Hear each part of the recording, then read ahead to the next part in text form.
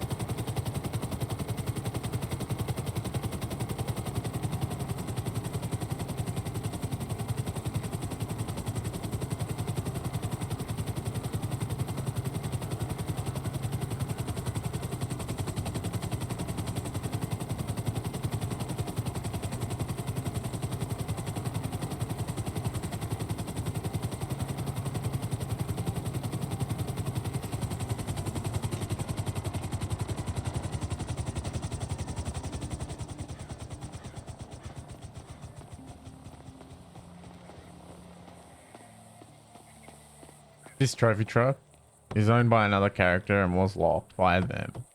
Now been sitting in this position for about 2 weeks. This ZR150 was unlocked by another player. You can see here I get in without any problems and the lock state was persisted. An upside of this also means engines and key states are persistent. As you can see, I got in without a key and didn't have to start the engine or hotwire it. Now for something a little different, this Rusty Rebel is actually a locally spawned vehicle that I previously lockpicked and stole and drove it here. This is probably one of the bigger changes that comes with server-side vehicles. We call these temporary vehicles. They will have many uses in the world.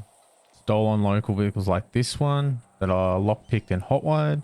Others are jobs. Now those vehicles as a temporary vehicle will be persisted until a server restart. As I get into this vehicle, you can see the alert to say that this vehicle is hotwired. Temporary vehicles will empower a lot of new cool features with local vehicles, missions, anything that requires a vehicle temporarily spawned in the world will now be able to be tracked and hopefully make for less awkward situations where your vehicle just mysteriously got culled. In this update, mechanics got a little bit of a quality of life change with how you inspect upgrades. Along with that, vehicles got a little bit of a change of the damage model. Previously, the damage model was very much RNG when you pulled out a vehicle. This had side effects because the vehicle wouldn't apply its upgrades. So people would continue to pull them out and that would damage their vehicle. Now, damage on a vehicle is correlated to how well you drive. If you crash into things, there's a higher chance that you will break your components. And now anytime you see a vehicle or drive a vehicle, the upgrades should be applied. There's no questions about it. We've redone the entire applying of upgrades. There's quite a complex system behind it about getting the meta and modifying it in real time. And because of this modification, allowed us to mutate the damage that happens in real time as well. So your vehicle will progressively get worse as you drive back, which I'm pretty proud of. This was quite a challenging task and I hope everyone enjoys it. It's as close as I can get to a form of real vehicle damage and a realistic damage model. Now we're going to take a quick flight to Shields General to show you something really cool. Another thing that I'm quite proud of. Sit back and enjoy the trip. Shouldn't be too long.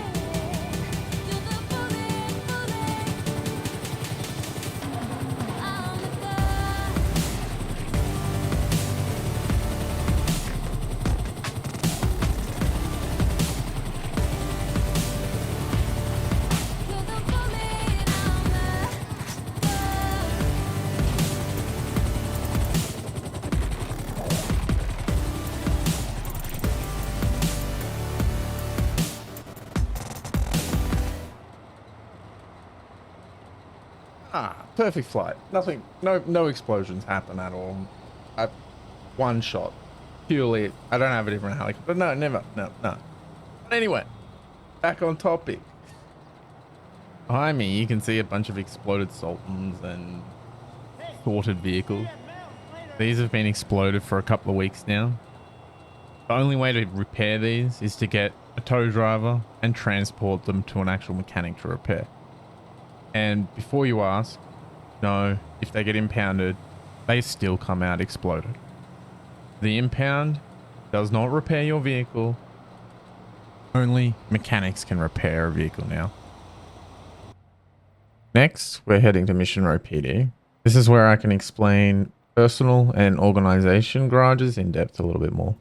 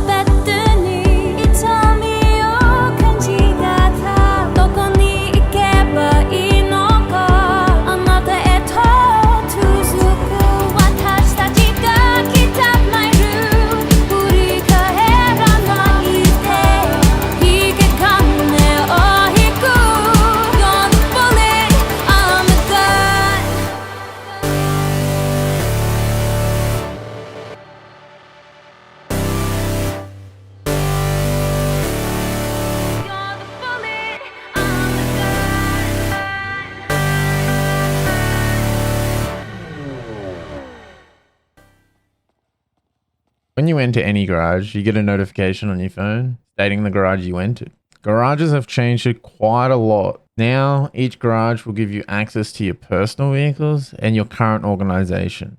When you store a vehicle, it's stored in that garage only.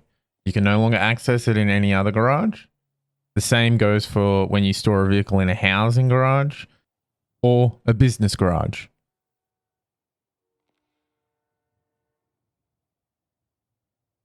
Now, I'll just show you some examples of pulling vehicles out of the garage. You'll get a notification that the vehicle was released as well. Next up, there's a new feature with garages. When storing them, they are no longer instantly put away in the garage. I'll just give you a show of this. The time it takes in this server isn't the same as the time it'll take on a live server. Keep that in mind. This is some cool little bit of possibilities for valet RP or some counterplay for cops and even people who want to steal cars and have tracked someone to a garage. You simply can't just make the vehicle vanish instantly.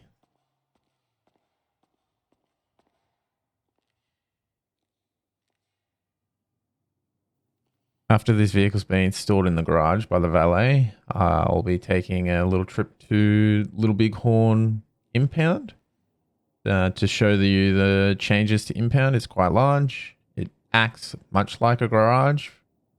There's been some changes to the impound system that make the impound something you would like to avoid, and it has a consequence.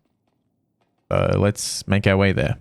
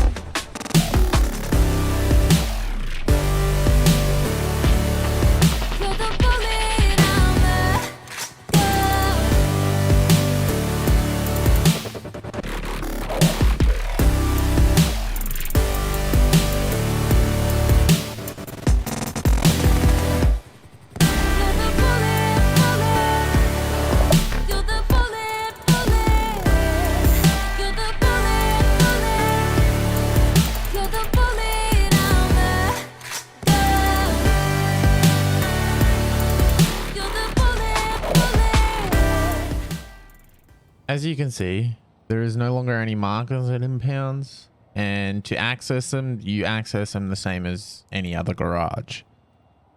When you access them, you'll have the same as the previous garage, both personal and your current organization. But now when impounding a vehicle, police have an option of setting the length of the impound, in effect making it a punitive impound. We have designed the impound as a place you don't want your vehicle to be, or a place that has a cost or time associated with it. You will also have noticed the costs have changed. They are now 2.5% of your vehicle MSRP, or a max of $10,000, depending on which is hit first. As world position of your vehicle is tracked, you'll no longer have vehicles just randomly appearing in impound. It'll only be police that are able to put a vehicle in impound.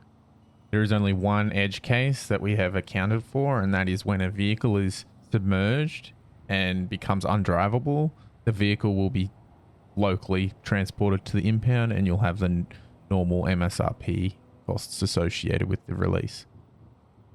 Us devs originally referred to the existing impound as a vehicle duplicator because that's all it used to do. It didn't care if the vehicle was out in the world or if it was somewhere else. It just allowed you to pull the vehicle out at a cost, and that was it. Now the impound system has been reworked to actually act like an impound.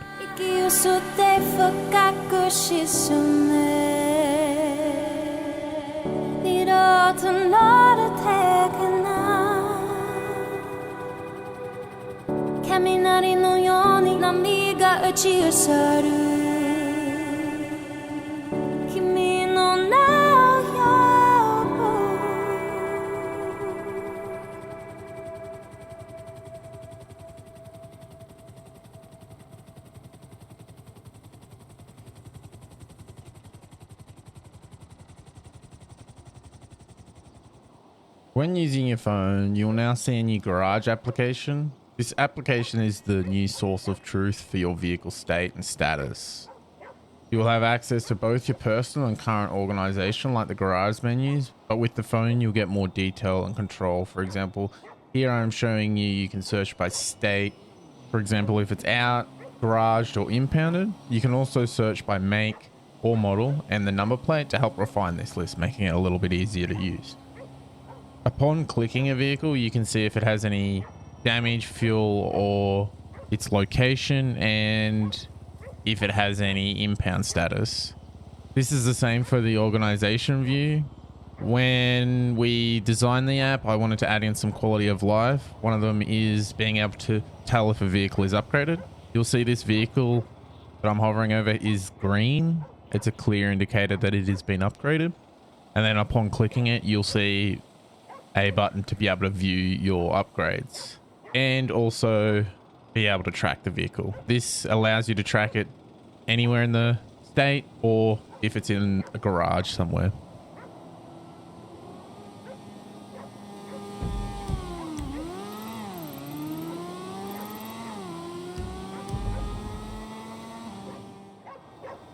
With service side vehicles, housing is getting a little bit of a change. You will be able to see when I get there, but nonetheless, there's some new features for cops and criminals. Now let's just make our way to the house that I've commandeered for this demo.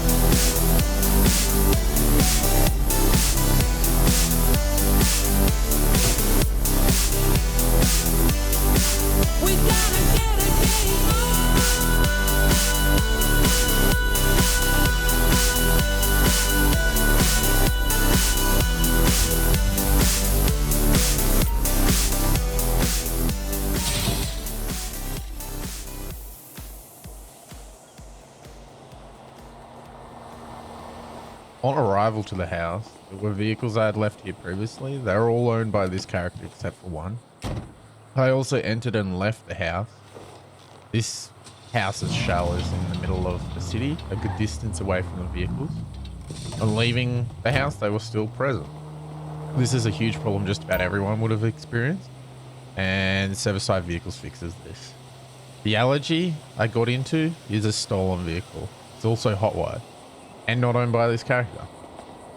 You can see here I'm just storing it in this house, which you can also pull it back out of the garage. This is a big change. We are now allowing stolen vehicles to be actually stolen and stored. But now with every crime, there is a consequence. With this change, we also added the ability for criminals to, once they have broken into a house through the F9 menu, they can break into the garage to gain access to it. They won't only have access to the stolen vehicles, but all your vehicles.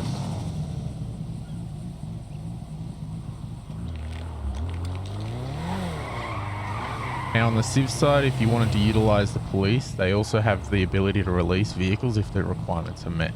For example, the house is raided or unlocked, which I'm currently demoing now. Also with the housing garages comes a small change with access. The player has access to your house with a key. They'll also have access to any vehicle in the garage, which allows you to share your house and vehicles.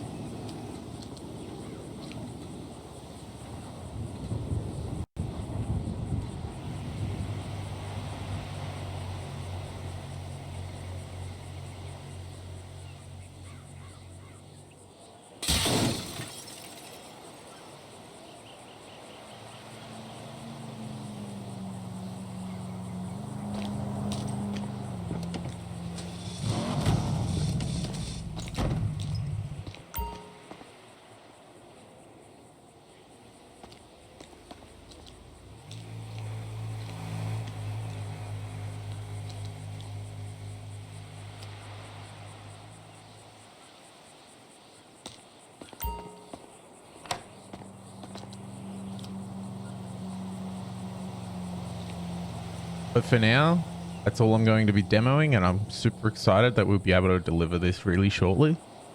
It's getting closer and closer every day, but I'd like to also thank all the devs and QAs that have taken a lot of the time out of their days to get this where it is.